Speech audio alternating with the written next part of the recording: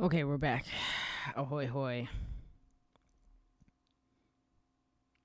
I just saw like a flash of light in my window, and then everything shut off. I was like, huh, maybe connected. I don't know. I don't care. Welcome back. Hello, Dank. How you doing? I gotta get my. Oh my god. Okay, whew, I almost dropped my phone. I can't hear anything. Okay, hold on. There we go. There we go. There we go. Okay. All right, we're back. Sorry about that. That was so weird. Yay, we back. We back. We back. We back. Yep, I changed the title so that I would know this was different than, because now I don't remember what I was saying. I was totally. Oh yeah, last thing I talked about was the caravan. Right. Okay, get this out of here. I don't need this anymore. I didn't realize that this was here the whole time. Oh no, not the great caravan. Right, we talked about Ronnie's ring of light around her head. I'm telling you, there's something with that. There's something with that. Her mentor has a fucking ring of light language around her hat. What the fuck? I'm telling you. I think that's Ronnie's rune. I think it's in its simplest base form. That's I'm gonna go with that. She was like, yeah, I threw it out. I threw it on the moon, and whatever. People were like, yeah, she put it on the moon. Of course, that's where it is. Of course. Ah, I think it's on her hat, guys. It's right there for all of us to see. And she has her hat, but there's like her hat we can wear. It's weird. Refresh, folks, if you ain't already. Yeah. Refresherino. I'll put it in Captain Speak.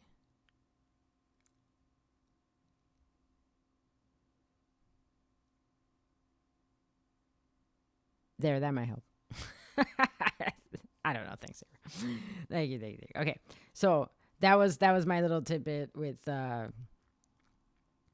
Ronnie's hat being all lit up with night thing. Okay, so another thing I know I mentioned in another video, I've left comments about it from the fucking story trailer of the DLC before it came out, but Nanaya's braids that she has in the picture,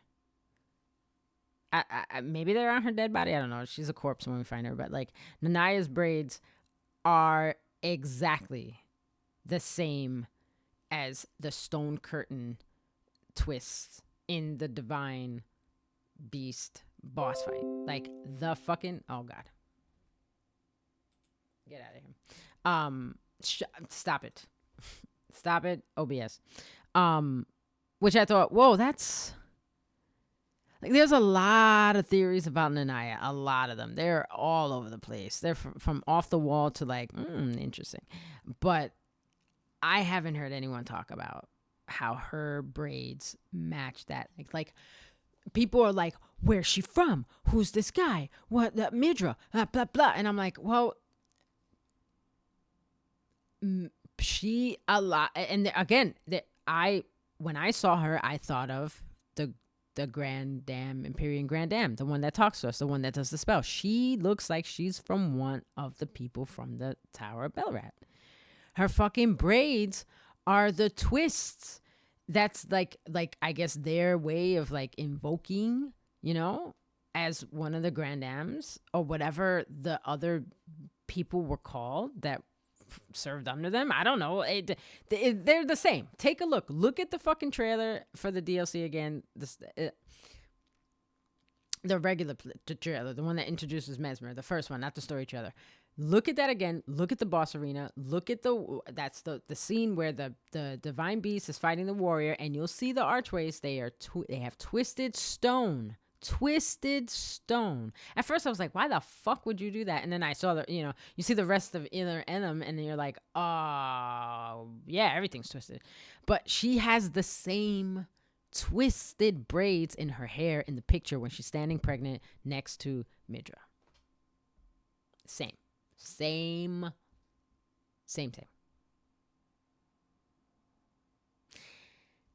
I don't know what that means. I don't know what that means. But it's a little weird. Aside from the fact that it connects her to the Tower of Ballarat. Where, who the hell knows? I mean, all we know about that place is they have a big grand area that leads into, it's basically the end of the game, but it's like, the Tower of Divinity. Like you're on your way, but it's obscured. You can't get past. It's obscured by shadow. Occultation once again, it's happening. Occultation is occurring. You can't get past it. The impenetrable thorns, the shadowy thorns, you have to get the shadow out so they melt away, and then you actually see the tower for what it is instead of it being obscured. So there's a lot of that. And at first I was like, oh my God, this was all the way up there. You can see from the gameplay trailer, like the rocks and the debris floating upward. Like you see this area being affected by like displacement, gravitational displacement, and you're like, what is going on? And then the theories, oh, this is connected to Fair Missoula, it must have been connected there. No. It's something else. Maybe Fair Missoula. I maybe I mean, it would make sense, right? Because again, it's a temple, it's not a city. But was Fair Missoula connected to the city? It never says anywhere that Fair Missoula is the city. It says it is the temple that houses the mausoleum. Excuse me.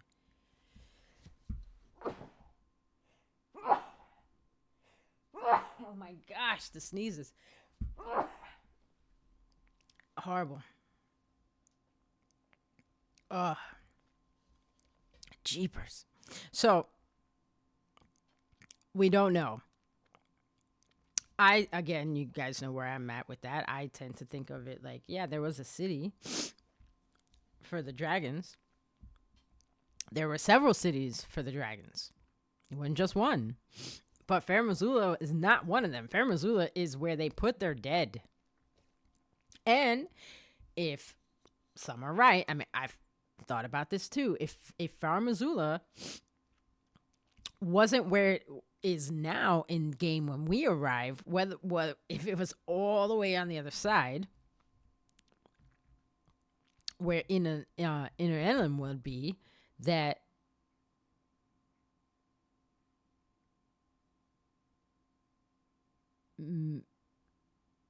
maybe makes more sense.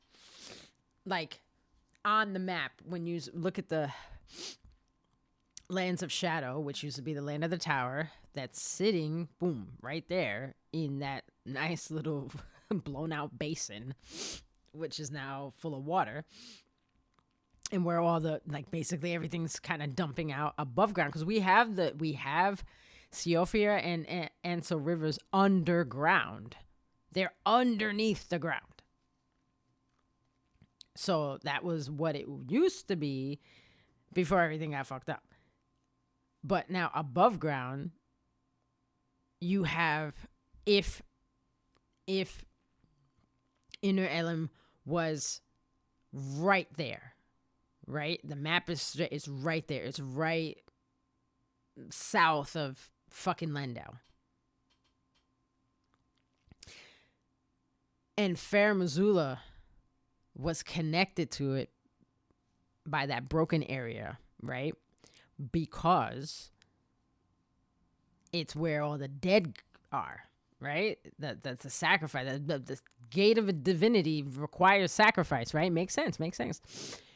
What doesn't make sense for me is the farm Great Bridge and the big chunk of the farm structure that's on that side of the map. It's literally connecting to Fair Missoula.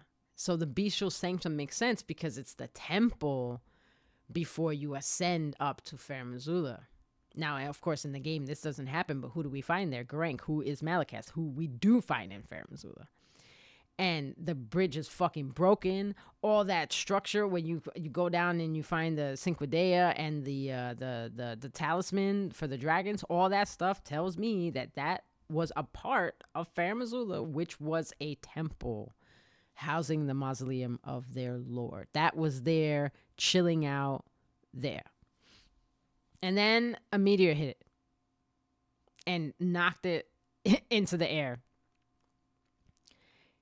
And I guess to save it triggered a timeless vortex, or was it always in a timeless vortex in the sky? I don't know. I kind of think that it got hit and then it's like, okay, we got to freeze before it all crumbles. We can't lose our access point to the divinity. What if Placidia Sax was like, I will become the Tower of Divinity. I'll use my body to be the thing. You could go either way with this. Any of these directions will lead you down a path that it looks like, wow, maybe. But we don't have time for all that. We got to get moving. So I did Nanaya. I got to check these off. Okay, Ronnie's check. Nanaya. Okay, yeah, definitely go check out that picture. Look at the fucking archways with the stone twist. She has a stone twist in her hair. She was, to me, logic dictates she belonged there. She's from there. She's from that tower. She's some sort of hooked up with the Grand Dam, Imperial Grand Dam, some sect of them. And again, we have these dancers. We have the dancers of Ra. There's a lot of things going on. You know, you have these divine beasts. They were in the war with Mesmer. You know, you got these dancers who are possessed by invoking the divine presence, possessed by the power, and go out, and now they have to use it instead of for expressions, for blessings, for expression of the divine. They got to go and use it for war. Crazy. So we did Nanaya. Yep, go look at that shit. I'm telling you, she's got the fucking twisty tooty. Okay. Okay. So another thing, I noticed this. I haven't heard anybody mention it. Mikla's headpiece is Marika's headpiece. Could they share the same power? So we see the paintings of Marika, especially if you just run around Round Table Hall and you see them. She's wearing that headpiece. She has the headpiece in the beginning when she's, Ofnir's like, oh, Queen Marika, the Eternal is nowhere to be found. She's got it on. She always has it on. In the statues, it's on. Mikla has the same thing. Maybe she did have the power that Mikla has. This persuasion, this compulsion to follow her, this grace, this way to charm. Yeah, it's very helpful. You want to get shit done, charm the pants out of somebody at work. Just a thought, because maybe was that her? She's not wearing it in the tree. Maybe it was a gift. Maybe that was what represented his great rune. Who knows? I don't know. He smashed the shit out of it, but then when we see him come out of the gate of divinity, he's got it on, and he uses that as a fucking weapon. So it's bear hug and a tiara. Let's go. A diadem, whatever you want to call it. Okay, so the beginning, second. What is this? Okay, so Mikula's headpiece. Check it out. Check out the headpieces. Tell me they don't look the fucking same. The beginning, second phase of Renala's boss fight with us, she is black spiral. Okay, wait, hold on. What did I write here? See a black spiral column shoot up towards the. Oh yeah, okay. Now I remember what I wrote. So I was watching a video. I didn't realize this before. I know I've seen it. I don't know how many times, but I didn't realize this before. But in the second phase beginning of Renala's boss fight, she's down.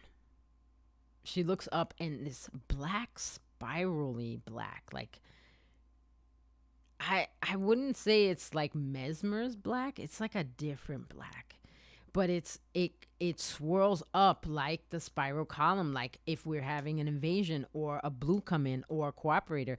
But the column keeps going, and it becomes this single beam of black that's underneath the amber egg. And I thought, huh,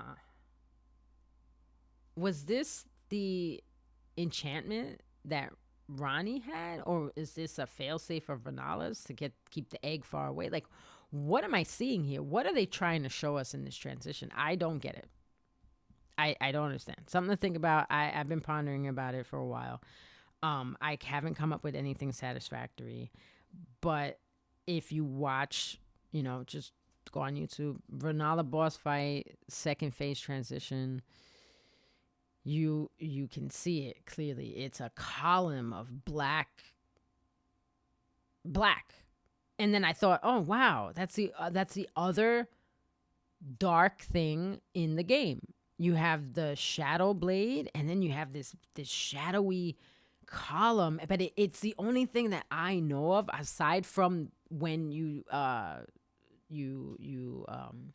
get teleported to Fair Missoula from the Great Forge, like a column, a normalized spiral current, a column of fire. And in this instance, a column of fire takes you to Fair Missoula. A column of shadow takes you to this other fucking like pocket dimension where you and Renala fight.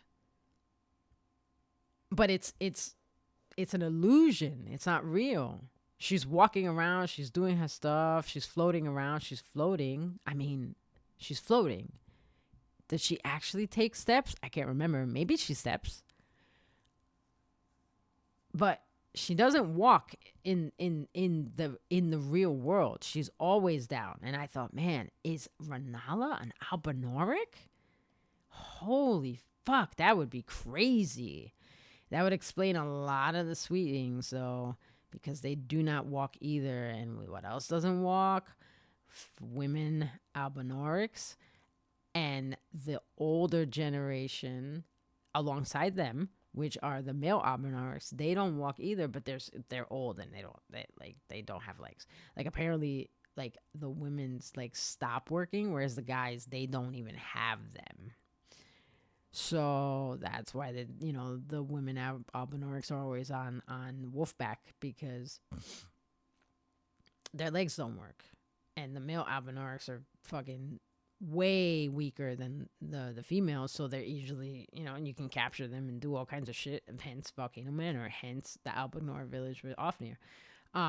And the Omen killer that's there, like they laid waste to that fucking village, all for that Vandalion that they didn't even get because Albu was smart enough to hide with his magic. And they use magic. So like, here we go again. The sorcerers have Albinorics. Albinorics can use sorceries. The fucking archers use like these like magic imbued arrows. Like they got some shit. It's not, they're not just like they're not like the second generation who are like literally walking around with rickety fucking shields and like pieces of club with moss on it. Like it's way different. We don't know who made the second batch of Albinorics, but we know that it was way different. Whatever they used in there was not like the first batch, and now they can walk, but they don't grow higher than this big. And they have toad faces. So that's their Cook. Hello. Mwah, how you doing? You're still just in time. I'm going down my roster of the things because I got into some tangents, and then I lost power for a quick second, so that was fun. So fun.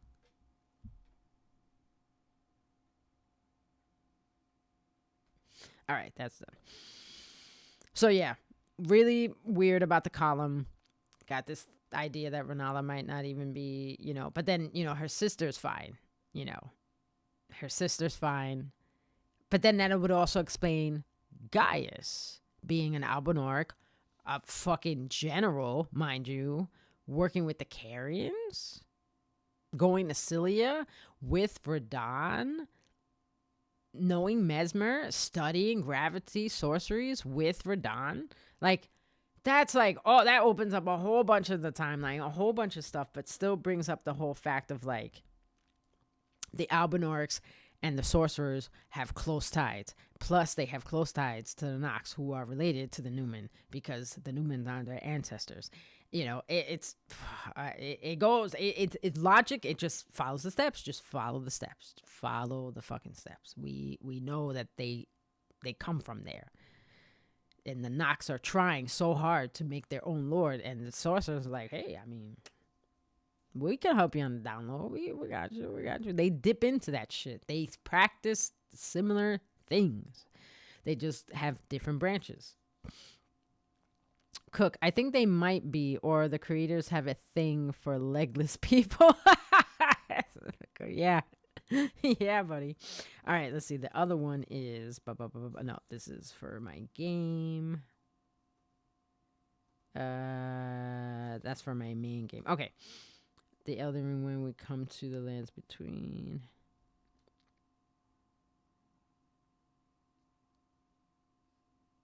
I'm reading. I'm trying really hard to read my notes here. Oh, my God. Okay, so this is like maybe a timeline hint as well as something else I noticed.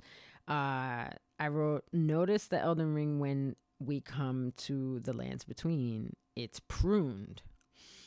Like, even the title, it shows you what the Elden Ring is when you're getting into the land between. Then you go to Fair Missoula, and you finally, you get to Malekith's chamber, and you see the Elden Ring, what it used to be before the pruning, right? And it's pruned, and it looks like Radagon's lattice. It looks like his rune. And I'm like, wow, that would mean that Radagon was there way, way, way before Godfrey. Also, way, way, way further back in the timeline than we thought. Okay, because now with Mesmer and Melina, it kind of throws, that whole like, oh, he had to come after Godfrey right out of the window. Because there's a lot of theories going with like they were there for a long time. It makes sense timeline-wise. There's also theories that Melania and Mikola could have been like way before. And I'm like, I don't know. They share a generation with Ronnie. And it's established because Ronnie establishes that. But we also know about the Glowmite Queen. So we know there were other Empyreans. We don't need, again, there's big gaps. There's thousands of years of time we're talking about here. That's what gets common. People want a nice, clean cut thing. And it's hard to do if you're trying to do it in big scale. Start small, work your way out. Like, we've connected a lot of dots here in little tweaky timelines. And this is another one where... when you get to Fair Missoula and you see the Elden Ring in what it used to look like, we've only seen 2 Elden Rings now. We've seen the one that we currently know exists now, in the time that we're in the lands between when we show up. Now we're getting to know what it used to be before... certain events. What occurred that pruned the Elden Ring? Oh, well, we chopped down the Great Tree. We cut its connection to life from that point and moved it to another point. The void of life, nature abhors a vacuum, and so on and so forth. So it we cut it here, we got to put it here. Now, this is going to be the focal point. Oh, okay. As long as there's a focal point, it doesn't give a shit. That's the whole point. It's the whole point of the greater will. I don't care about which order as long as there's an order. Perfect. I don't care about which focal point I have to sit in to have life spread out. I just need a spot to be at. And now that they can control it and prune all the other undesirable parts of the tree they don't want, they prune it back and get one tree that's really 2. It's really 2 trees. They have a great tree. They have another tree. They have a tree that's twining around itself. It's yin and yang. They have this massive, big ass double tree. And then after that's established for a time, the age of plenty, so on and so forth, then I believe after the age of plenty is when the war occurs. Not just when America finds out what the Hornshead did to her people. It could have been in conjunction. She could have known for a long time and just biding her time. She could have just found out and said, well, I know exactly who I'm going to have to sacrifice now. Whatever. Regardless of that, we know she said, oh, we need sacrifices to keep the Erd tree fed and keep the bounties coming through. I got it. Let's go wipe out these people because they're assholes and they murdered my entire village. My entire home, my people are gone. They did things to me. They put me in a jar. Whatever her intention. Whatever they did to make their god. This is the result. And again, we don't know what they did. We know a lot of people like, they must have thrown her in a jar with Radagon and this and that and pieces, and they put pieces of giant and stuff. We don't know. I don't know.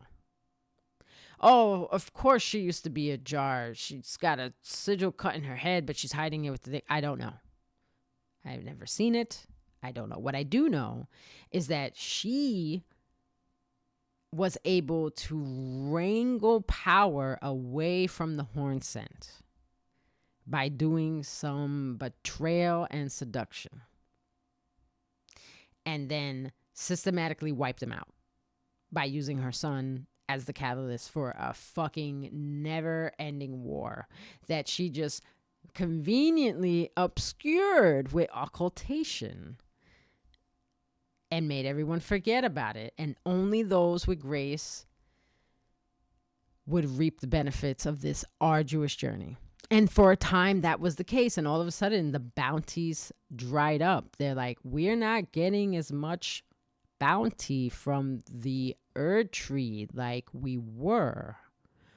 What's going on? That's weird. Yeah, let's investigate. There are tablets all over the bedchamber. Whether they're from her, Radagon, we don't know. But it looks like somebody was fucking doing research. They didn't burn down the storehouse. Why? Because they're doing research. They're looking for something. What are they looking for? Okay, well, those guys are looking for something. But we don't know or care because now it doesn't matter because she's locked them out of reality. She's locked them out of reality. So now they can exist and do whatever the fuck they want, but they can't touch her lands. The land of grace, the rest of the world is hers to do what she wants. And what she wants is grace to touch everybody and everybody to be happy. And no more suffering and everlasting life. And no more pain. Well, that's a problem because that's a part of existence. Well, not if I can help it. And then she goes like, well, I'm going to have to make sure that my grace stays while I figure things out. And she just makes the sacrifice. She goes, fuck it. Feed the tree until I can figure things out. Just keep feeding the tree. Just fight. Feed the tree. Wage war. Feed the tree. We don't even know if she had to do all these things. But if she said, go kill these people, they're against me, then that's what you got to do. Right? That's your God. She's shown you how much of a God she is. Look at all the shit she's done. Would you all of a sudden say no? Now there's more bodies. Now we're going to take their dead. Now we're going to do this. There's going to be more fuel for the fire, more bounties. But all that shit is getting filtered into the land of shadow, and there's nothing she can do about it. So I know I'll just get rid of death. I'll pluck the rune of death out of the Elden ring. Out of the cycle of balance. And Malekith could take that shit somewhere and put it away. And then boom, no more problem. Death won't be an issue and I can continue doing what I need to do. But then that doesn't work. It works for a time, but then death is introduced back into the great tree, which is now the Erd tree, which is really now the Erd tree because of death root. Because they bury him in the roots of the earth. They bury him deep down. So here's the weird thing. At first, when you go into that deep dark dungeon in Stormvale and you make your way through and you fight the fucking the ulcerated tree spirit, and then you find what you think is Godwin's corpse because it's destroying the chrysalis or the prince of death pustule.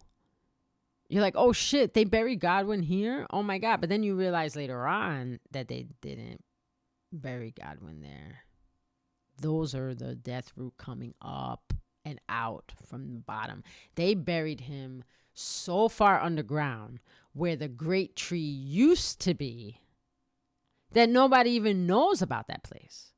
And the only person who does know has sealed it with I forget what the actual, you have to kill Margit or Morgott. You got to kill somebody. Maybe it's Godfrey. I forget. You got to kill one of them to have that. I think it might be Morgott. You have to kill one of them to have that seal gone. If you get all the way down there, there's a seal obstructing the way to get to deep root depths. And the Moog fight down there is just, it's just an illusion. He's not susceptible to any status ailments. That's a clue right there that this thing is just an illusion. It's gonna be mainly physical attacks, and it's a fucking hard fight. Moog is a challenge for me. Moog, I love Moog, but he's a fucking beast, man. Not like the fire giant. I fucking hate the fire giant. I hate the fire giant so much. I hate it. Anyway, that being said, yeah, I don't know. I like the whole idea that they just cut this tree down and took over the source of life by basically grafting the Elden Ring to it. It's like, okay, so now you have this big, massive dual tree that's holding it together. But it needs life to fuel it. Or death. One or the other. And America's like, well, I'm the life girl, so I'm going to do the life thing. So she sends Malekith to go chat with the Glowmite Queen. And then defeats her. The Empyrean, by the way. The Empyrean. And defeating her, she's not a problem no more. She's not a threat. All right, I'm going to take the power that you call upon and wield through your sword. I'm going to take that shit. Because a lot of people, they're like, yo, the sword, the Glowmite Queen sword, that's a person. It's just like the relic sword. Somebody, that's somebody. Maybe that's the god from before. Maybe that's what happened. Maybe the Elden Beast fucking turned the god into a fucking sword. I don't know. It looks like the sword is made, though. It doesn't look like it was created like that. But anyway, a lot of crazy theories out there. But the fact that, like, she said, no, we're just going to remove this, and then we don't have to worry about it. It's like, well, who is that affecting everyone? Or just you guys? Because the demigods, it says the demigods can't die. They can only die, they can only be killed with death and death. And now that death and death has been removed, death is happening in this, it's obstructed the flow of death. So like, the suppression pillar is a great example. It's like all forms of death, they make their way here. All forms of death. Plant death, people death,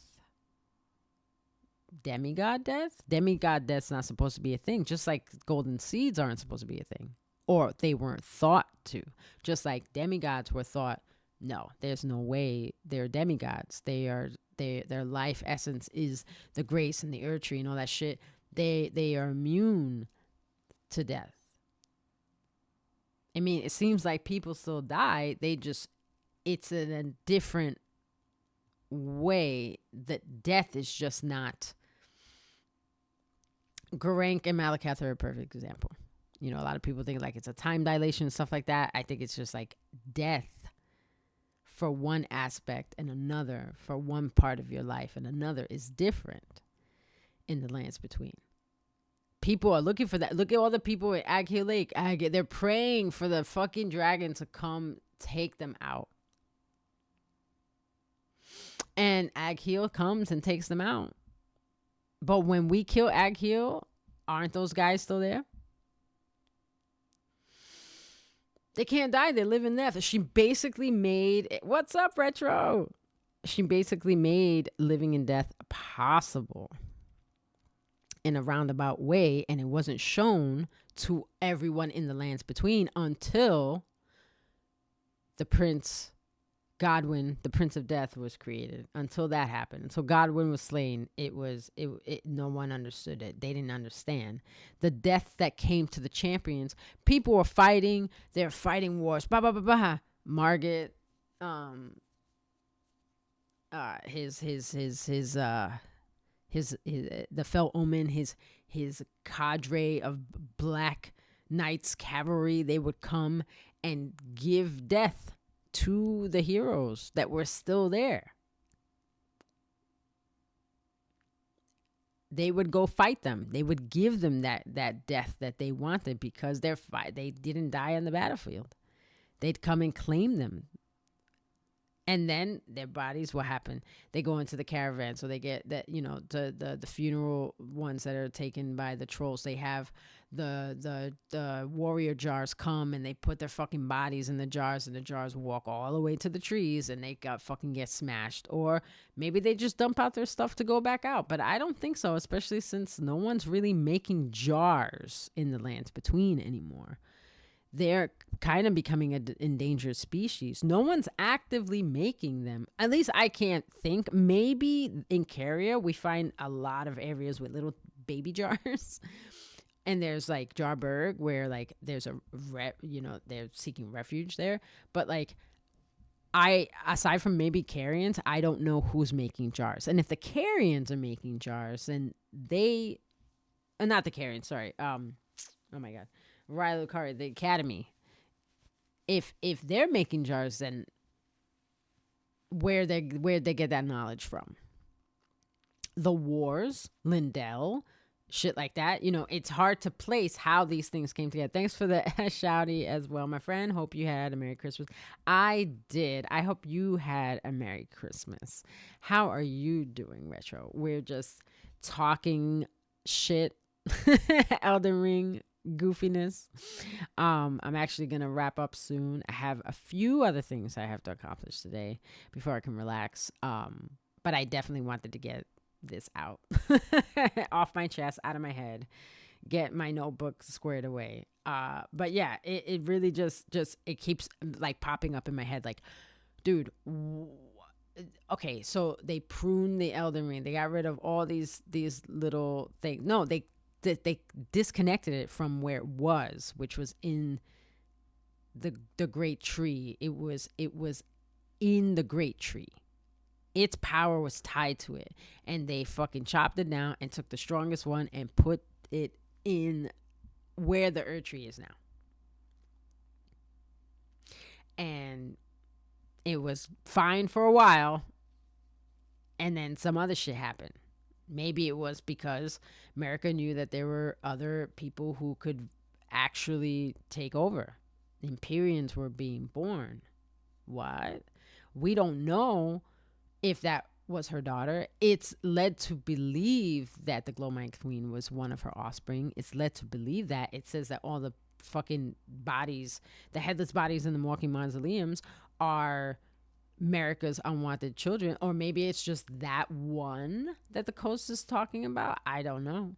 But that's not where Godwin's body is. We find Godwin's body. It's down in deeper depths, put to the roots of the great tree to bring death back naturally into the lands between. And the Erd tree and the Elden Ring, the fight, the struggle between that and the great tree has been warring ever since. That's basically the point, is that there's been this struggle. And because the fact that America somehow had a peace, she could have just had it from the beginning. Ronnie says she stole the Rune of Death. Sure. Okay, maybe she stole a piece of the Rune of Death. Maybe, where was it? It was in Fair Missoula or with Malekith. Maybe Malekith was in Lindell. Maybe Malekith was at the Bestial Sanctum.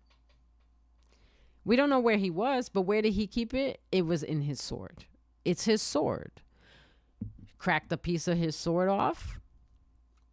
She's a demigod. I guess she could do that shit. And then bounced and used a piece of that to make the black knives in a ceremony, ritual with these black knife assassins who are Newman from the Eternal Cities. That's as it, because the Nox are, you see how big they are compared to the Black Knights and Savages. They're big. They are small. The Nox are smaller than them, so they're our size, and the Black Knights and Savages, they are way taller. You know, they got some stature on us, and they're stronger and they're faster in the way they're agile. And you see Melina, she has the same moveset when she's fighting Godric. Oh no, not Godric. Oh my God, Morgoth. I got them confused, fuck. But yeah. So that right there tells me, okay, you have these people who were willing to go kill people. What were they going to gain? Well, they're scions of the Eternal Cities. At this point, I'm guessing the Eternal Cities are underground.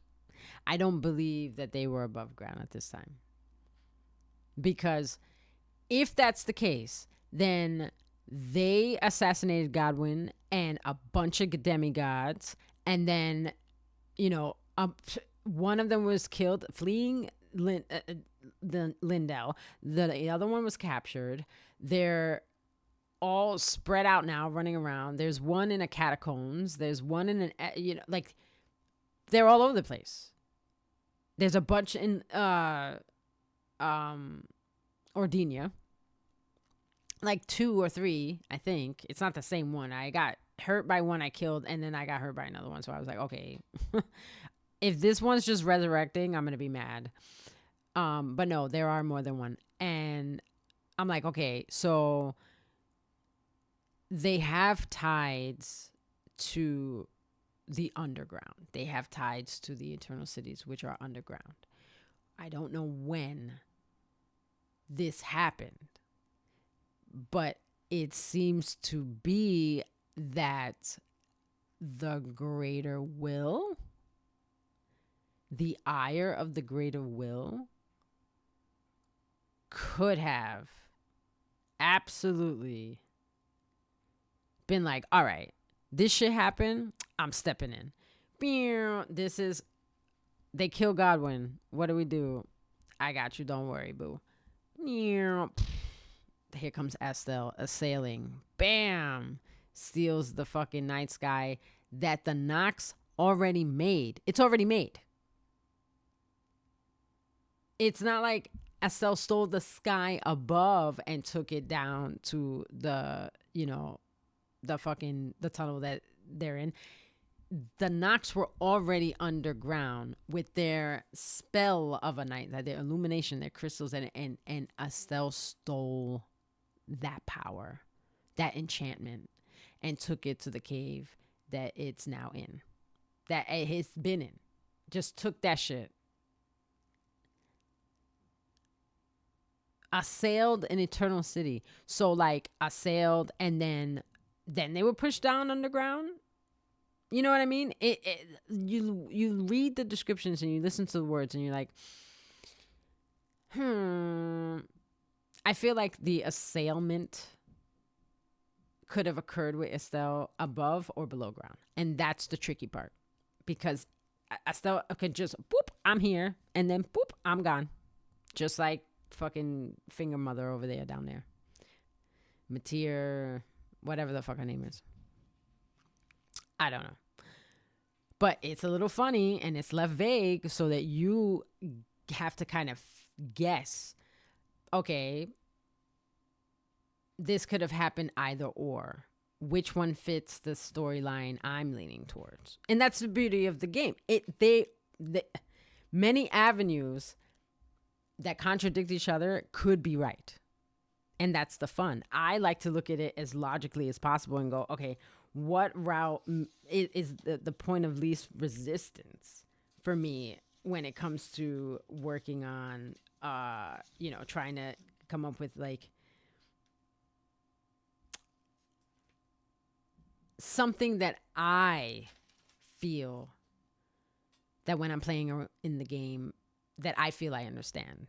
Like when I'm running around and playing the game, I'm in awe all the time because of just the vast structure of everything. But when I'm starting to think about and look at things and notice things, like the other day when I was like, wow, what would it be like to reconstruct these areas, especially in Limgrave, where you're taking these big ass tombstones that are supposed to be depictions of bigger people that you're using to take Torrent, you're using Torrent to take down, put them back where they were before the fucking mountain was blown up. And they're just off to the side. It literally just opened up the ground and let everything fall in. And then like filled it up, and instead of closing anything, it just left it at like, okay, we're going to build a road now. Like this was broken up before that. And all those tombstones are from the Nox. They're from the Eternal Cities. Those are those kinds of structures. Again, like the mausoleums, same structures. We've talked about it before. They're just blown inward. Like the cupboard door opens and it's just, okay, and everything falls down in there. Bye-bye. I mean, yeah, they have structures. They made river wells and shit like that, but like, so what was that about? They were allowed to come up to the surface every once in a while to do trade or something? Like, what was happening there? Like, why are there the wells? What had to happen? Did things still have to occur? Did commerce still have to be? They were doing secret dealings? Like, who didn't see y'all building this fucking well? There's no way. Something else had to transpire. There had to be some communication. There had to be something. There's so many people who don't know about these people underground, but few do, because there still needed to be some sort of communication, especially, they didn't kill them all. The Nameless City, everybody's destroyed. Everything's destroyed there. Everything's destroyed. I mean, it is to the point where Malekith's things are there. Blight is there. Everything associated with death is there after Estelle assailed the city. But in the other cities, there's none of that shit. The Nox are there thriving with the ants and the silver tears and the mimic tears, and they're just chilling out, doing their ceremonies, reading their fucking things, they have no access to real stars. They're literally cut off from what their life source is. They're barely hanging on to the idea of making a lord to come usher in this new age of night, which is, again, bringing me back to fucking Night Reign, where it's like what they said in the interview. The lore of Night Reign and the lore of Elden Ring, they are the same until the shattering, and then the path of time diverges and one event is different than the other. So in this version, the Night Lord is the one that becomes the Lord of the Elden Ring. Like, there's a god and there's a Night Lord. So the god of this world has the Elden Ring, and the Night Lord is the one that's protecting it and running the show, running the lands between. And now they have different names. Things are different. Certain events didn't happen after the shattering that led to this. So now the whole place is ruled by the Night Lord, and it's some sort of fucking cosmic nightmare shit. And I'm all for it. But that idea that the Nox were able to implement their plan means that there's another timestamp for us to think about. If they took the finger slayer blade and accomplished their goal successfully without any fucking bullshit happening, and they did it, then they were able to take control and put their lord on the seat of the Elden throne. Boom. That's basically the thing. Now the Night Lord is Elden Lord. And they're implementing the will of whoever is the fucking god of the Night Lord. And I can't wait to see it. I'm all for it. I am so excited. I'm so excited for that. But yeah, that pruning idea. Look at that. Look at the Elden Ring again. And then look at the Elden Ring in Fair Missoula. And, you see even on the box art, the lattice, that's Radagon. He's sealing all of that away. Before that, it was just all these roots connecting everything. It was big. There was so much more light. It looks like the rays of the sun on the top, and the sun rays hitting the bottom too. It looks like it's all about the sun. It's all about this shine, this gold hitting everything, life going everywhere. And then, instead of death curving it, life curves itself. They take control of life and manipulate it and change it and twist it and stuff. And that's another reason why they're doing all this research, because the Rao did it with spirits. They were manipulating the spiritual flow, how spirits pass from one to the other, the realms. They were even in the description, it shows you they were able to manipulate the moment that a spirit escaped the stone, the power release. That's science. That's alchemy. Those are spirits meets physics. It's a blast to think about, but the main takeaway is that they were researching this shit with the powers and the forces of life when the great tree was the tree and the source of life. Now, was the Elden Ring there before? Had the greater will sent the golden star bearing the golden beast that became the Elden Ring? We don't know. But they knew some shit that was going on. And at that time, you could bet your ass that the great tree was still there, flourishing, shining, not a stump below ground, hidden from the world, when all the roots are now infected with death root because of what happened, because of what Ronnie did. That's why her ending, she's like, I'd like to erase some of the things I've done, and she would like to redo. She wants to have a 1,000-year voyage to fucking redo the shit that happened and keep the power away from the land. And I get it. It makes sense to do that. Totally makes sense. Keep it away. Keep it out of the hands of people. Make people wonder. You don't have to obscure people. You obscure the power. You take the power away from their eyes. They can't see that shit anymore. They have to wonder. They have to hope. They have to pray. They need faith. They need to believe in something even if they can't see it. And that's more powerful than believing it because you can see it. And that's her notion. That's her thing right there. She's like, if they believe, fine. If they don't, fine. It's still going to work whether they believe or not. But what they want, they don't know, don't kill them. You know what I'm saying? This thing is wiping people out because it's been fucked with over and over and over and over and over and over and over again. So because of that,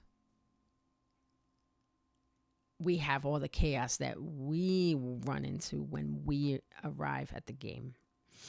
All these fucking ulcerated tree spirits. Some of them, what are they inside? What do they drop? Golden seeds. What are they protecting? Earth trees. What do the earth trees have? Sap. What are the saps? Crystal fucking tears that you can put in your Wondrous Physic to give you some sort of attribute boost or something. So like the power of the earth tree, the power that it has is still there, but it's now distributed amongst different parts of itself in a network vying for power, while the death root is fucking winning. The death root is winning. No matter what we do. If we don't do anything, and you could play Elden Ring and never fucking beat the shit or beat it and then never choose an ending, know beyond a shadow of a doubt that the death root is still going to spread. But instead of death being able to come to everyone equally, it's reanimating the dead to live within the realm of life that has become now that the Erd tree, the gray tree, the shadow tree, all these things that happen occurred. That's the point, is that the whole flow of life and death has both been fucked up because of the events. And if you have it in you, you can change these to one of 6 outcomes. And I feel like there's got to be, like other people, there's got to be another ending, even though, we didn't get one. And I mean, it's like you said, there's no new ending. It's like, okay, this is mostly a story. It's going to give us more lore, but it's also going to give us more action. It's also going to give us a whole playground to play on. We're still going to be here. We're going to have more of things. It's going to be great. Fun. And it is. But I think the introduction of Night Rain is really going to bring that lore meets action full circle, because it's not designed for you to do this in an architectural point of reference. You're going to have to go through the game and then look at footage played back. Make sure to look around while you're running around and know you're going to die a whole bunch of times because you're so busy looking at something that some shit killed you, or the fire's coming because you only have 15 minutes. Like, just from the trailer alone, that trailer is just juicing us up with little tidbits of architectural lore, because of the fact that we're not going to get a lot of time to look at shit. We are on a time crunch in that game. We got to go. So most of it's going to come from item description, real back. We're going hardcore back to basics with Demon Souls and Dark Souls. You got to go, even as far as Dark Souls 3, with the pacing of that. This is so fast. You're going to be running through so fast. The only time you're going to have time to look at items is once you beat a boss and the first night's over, and you can sit and level up and do whatever the fuck you got to do to get ready for the next night with your crew or solo. But that's where you're going to get most of your information from, not the landscape. You're going to see it going, whoa. Like the intro, the first thing I noticed was when that character is with the bird holding on to the Stormhawk, the spectral guardian, they're flying you in, and you see the Everjail not activated. It's just there. I'm like, oh, there's an Everjail here? Get the fuck out of here. Oh my God, that's so cool. And again, it could just be landscape. You're just running over things. But familiar meets the unfamiliar when you're in this juxtaposition. I look at it as kind of a night gallery version of the Lands Between. Especially in this one area that first starting us off, which is like a parallel of Limgrave called Limveiled. It's like a night gallery painting. If you guys don't know night gallery, it might be way before your time. Look up Rod Sterling's night gallery. You all know him. Twilight Zone. Everybody knows the Twilight Zone. Look up night gallery. It's the color version of the Twilight Zone. It's so fucked up. There's some really good fucking doozies of the stories in that show. But Night Gallery is fantastic. And it's like a Night Gallery version of, Limgrave, which is quote unquote the normal world that we deal with. If you want to call it normal and it needs a label, that's the normal. This is the Abbey normal. I'm checking on my last bit of notes here before I take a moment, because we're almost at the end of our time. And then I'm going to definitely get some food and make my bed.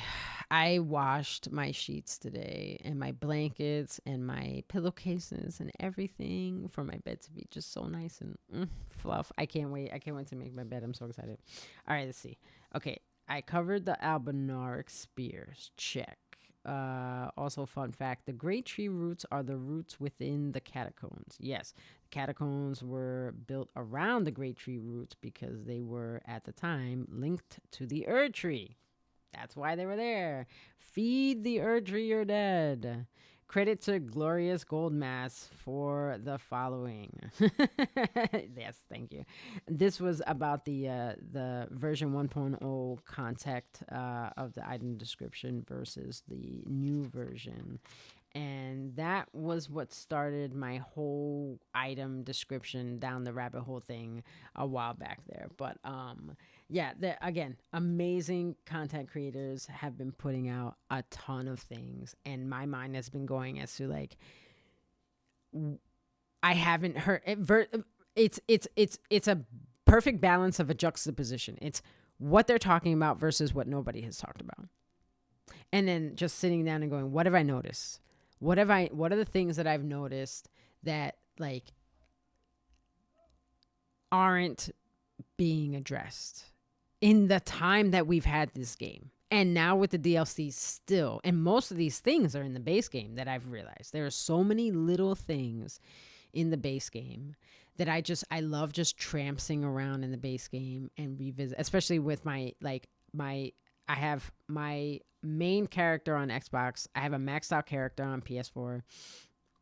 But that character was built for like Coliseum fights and stuff like that. We all wanted to use all our maxed out stuff and like, be the power, it's like the Olympians fighting, it's good stuff. But my main character on Xbox, my very first character, which is Captain Exit, still has my name and everything, did not change it. I run around the lands between. I only have 2 more things. I have to go back to Fair Missoula with her really bad. I missed 2 glowies. I got to figure out how to get them. And I have to beat the complete golem, also known AKA the laser golem. Just because it's my little personal trial by fire. I need to kill that thing. And just getting down to it is a fucking hassle. So that it's more of a exercise in patience and determination that's out of control. So I haven't attempted it yet, but I'm going to. And then just getting all the items that I can that are farmable in the base game. But really, I've had people drop me a few things here and there, so I'm only missing a few little things. But once that's done, and I've done those 3 things where I can't do it, because it's easy. It's going to be easier for me to farm in the base game, New Game Plus 0, than in a New Game Plus. So I haven't New Game Plus with this character, but it also gives me the opportunity, because I have all the graces, to explore and look at things and not having to worry about being killed every 15 seconds because I'm under level and I want to look at something. So there are a few more shots in the game in the area that I've been exploring, especially a Volcano Manor. Oh my God, Mount Gelmir. Mount Gelmir, that whole place is like, dude, this is where Mesmer used to be. Like way back, there were people on YouTube that were making the connection that because I remember going, his coat of arms, like what he's wearing, that's got to be a clue. Everything, the shields are clues, like what we're fighting is clue. I was like, these guys have to be a part of this faction because they have that. We were looking at everything, but they figured out that yes, Mesmer's cloak, what he wears, his wraparound cape or whatever the fuck you want to call it, his Roman attire is the same as the stuff in the Temple of Igle. It's the same drapery. It's the same. It's in there, and it's at like the throne where there's no one sitting, like that first little one. There's that one, but then there's the one that's being guarded by oh my God, the serpent man. And then the one that casts the magic, that's the one that drops the Mount Gelmir staff. That's the only place to get it in the game. It's the only enemy that drops it. I got it. Not without farming. It's really just going and eating silver pickle fava, making sure your arcane's up. But that's the only one in the game with the red cape and everything. And I was like, oh shit. And that's a fucking throne. And it's huge. And I was like, okay, we got some thrones in here. What the fuck is going on? So it was this Mesmer's and the other one was Melina's. It's smaller. There's also the temple, with the shedding serpent. Was that the abysmal serpent that was hidden inside? Like, there are a lot of questions. There's the snake skin in the DLC right next to, past Bonnie Village. When you go find the fucking the pickup, it's right there. And when I found it, I was on the horn with my friends in Xbox game chat, and I'm like, oh my god, did you see this? Did you see this giant snake skin? And I'm like, guys, did you see the snake skin? And they're like, what are you talking about? And I'm like, so I'm sending pictures during Discord, so they hop on just to go look and see it. And Grin is one of them. Corpse Grin is one of them. This is actually one of his pictures. I will give him credit. This is one of the shots he so graciously took for me to give to me. Looking up there to see the necropolis where Moog's palace is. Oh my god, what a shot. But yeah, just finding that skin, and then everyone like, oh my god, I didn't see this before. What the fuck is this? And then all of a sudden, like 2 days later, it's blowing up on the internet. Everybody and their mothers found this skin now. They've been to Bonnie Village. They found this.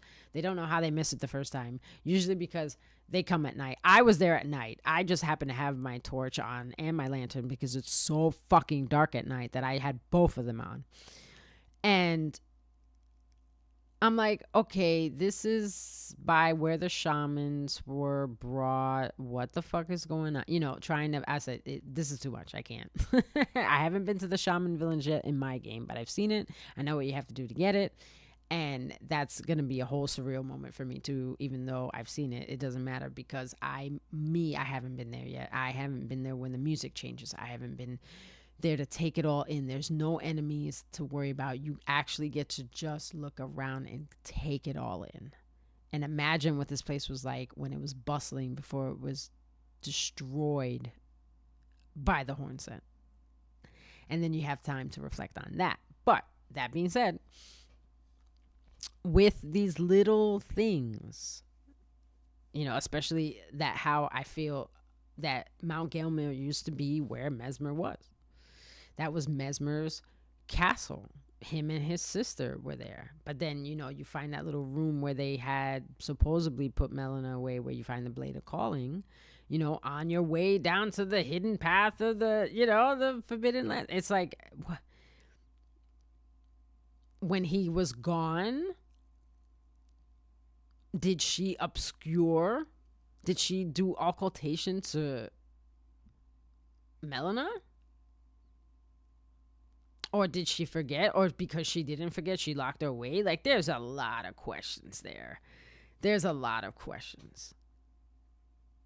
And for the fact that, like, okay, here's Mikola knowing about the Land of Shadow.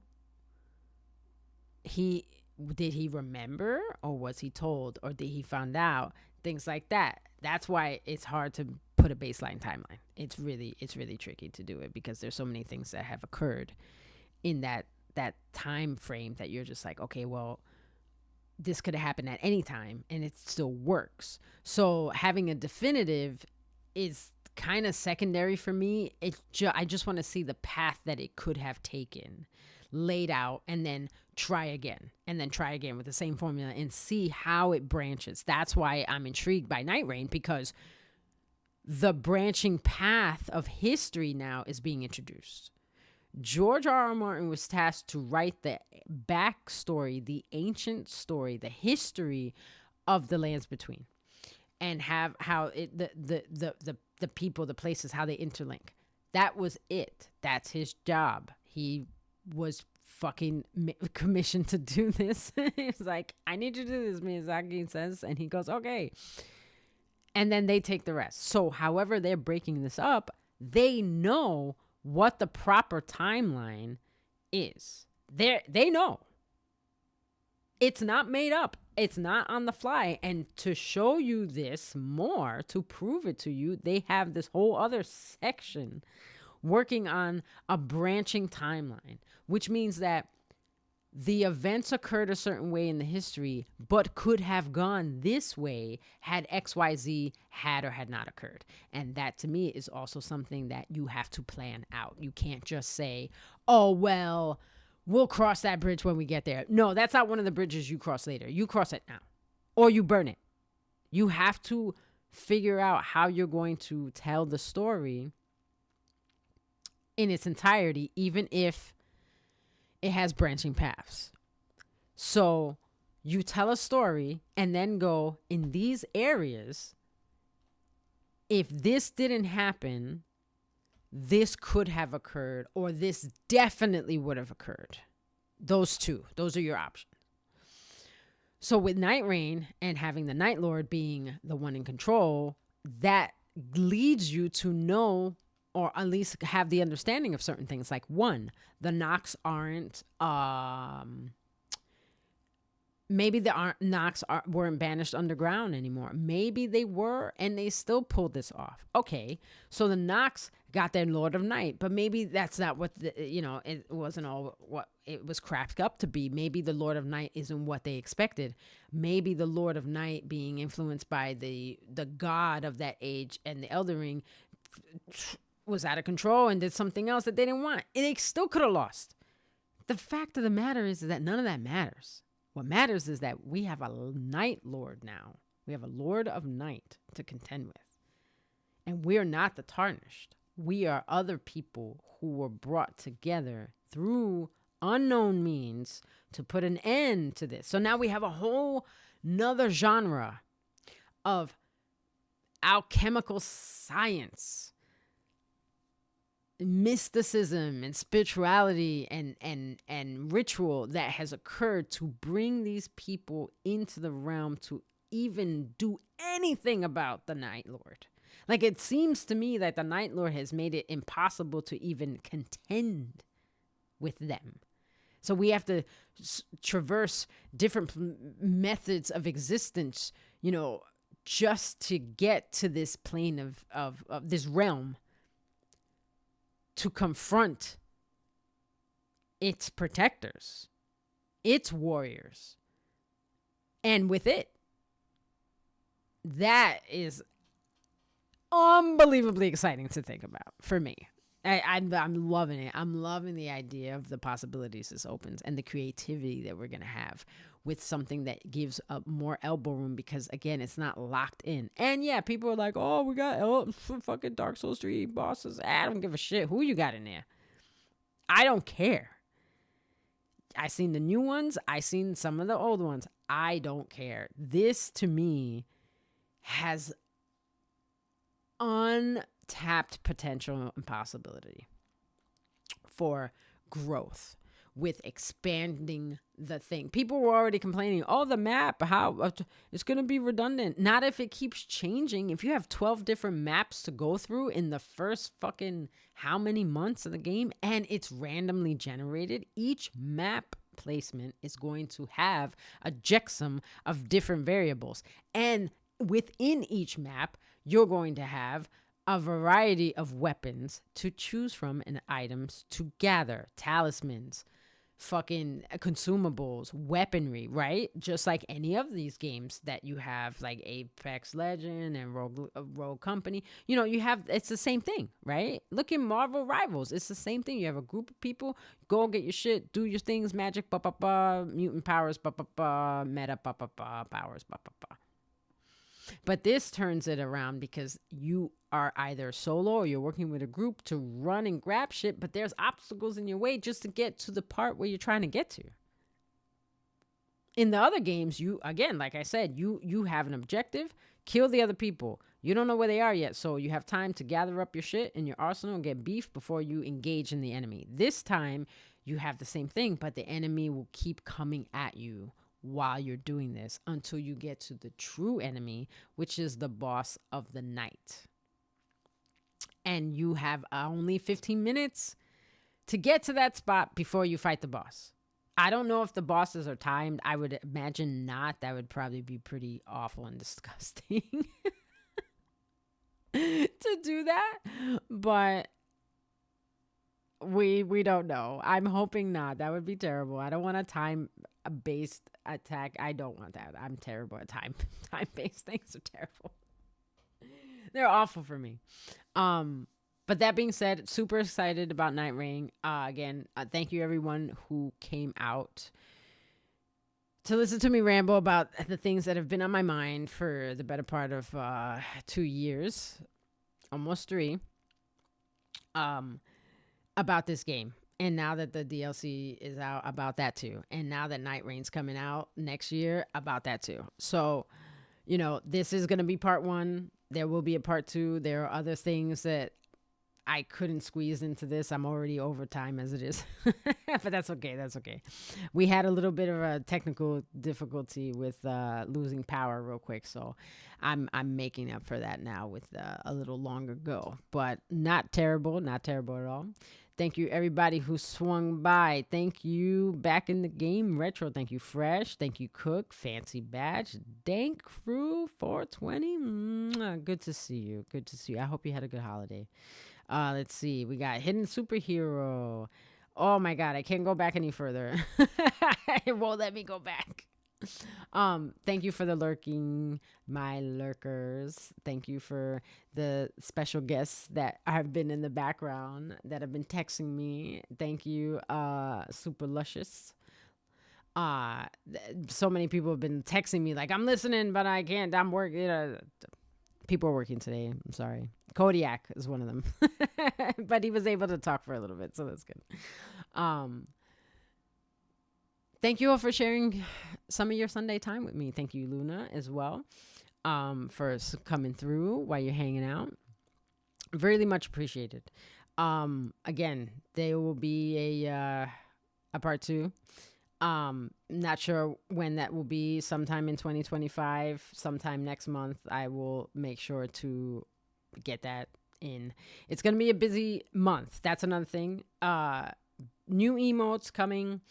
I was trying to get all of them set for this podcast in particular, but right now I'm having technical difficulties with my computer, and I just didn't have time to solidify the rest of the emotes. So that's going to all happen next year. We'll have new emotes. We're going to have, we're going to try to keep to that, a Sunday, Monday, Wednesday schedule, but it's been difficult lately with everything that's happened this year with us here, aboard ship loss, and just in between with work, getting my promotion, getting my raise, becoming an official part of this team. I'm not under contract anymore. I'm hired outright, so that was fantastic and exciting. Losing slightly really fucked me up, so everything kind of just got so behind. All parts of my life got so behind.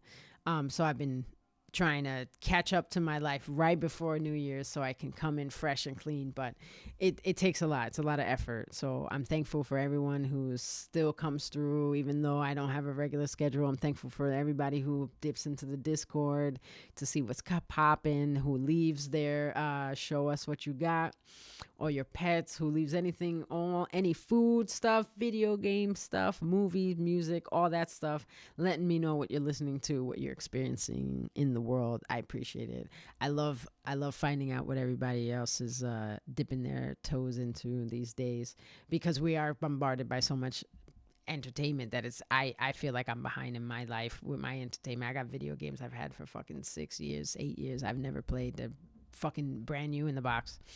So it's just one of those things. Like, I'm going to be streaming some new games soon, and of course I haven't beaten all the other ones I've been playing, but I don't give a fuck, because who has time? But I will be streaming some new games next year. I have everything in my cart is on sale right now, so my Christmas present to myself is to get some video games to play, since I didn't get to stream that on Christmas. I'm not even sure I ever played a video game on Christmas. But I did upload my Legacy of Kain podcast and gameplay, the Soul Reaver series on YouTube. And we will be getting back into that. I feel bad that we only got to play for that short amount of time the day it came out, and then I haven't touched it yet because I've been Elden ringing it. But we'll get to that soon. Definitely next year. If I don't have another podcast, if I don't have another stream before New Year, this is Captain Exit aboard the Pangalactic Transdimensional Ship Loss, wishing all of you a very safe and happy New Year.